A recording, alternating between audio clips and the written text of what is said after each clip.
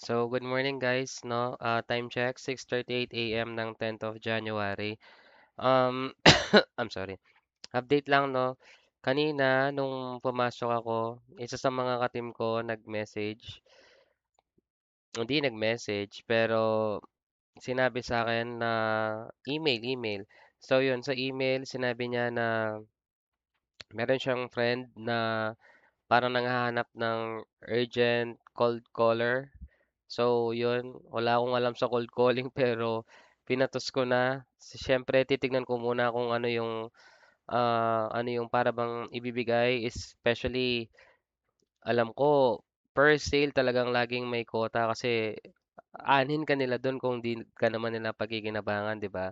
Tulad ng sa amin, meron din kaming quota sa bawat call namin tapos ang mahirap, okay lang sana kung alam mo yun, call ka ng call hangga't makakuha ka pero hindi.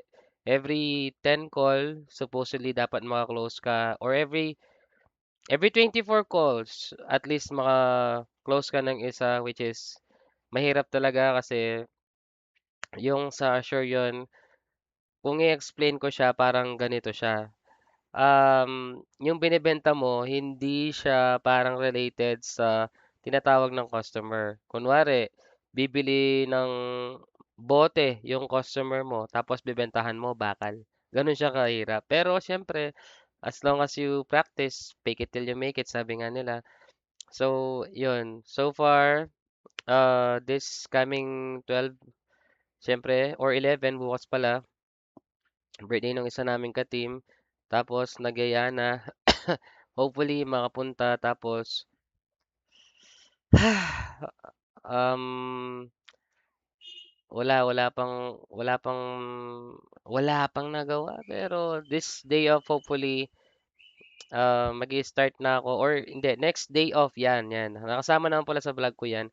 Next day off doon ako magsisi-applyan sa mga kung ano mang dapat applyan kasi palapit na yung month ng February, di puwedeng walang gagawin. Talagang gusto ko lang is maganda or graceful yung exit ko sa current company ko ngayon, especially maraming nabigay sa akin, yung yan, yung gaming chair ko sa likod, yung build ng PC ko mismo, yung sasakyan sa labas, maraming natulong sa akin.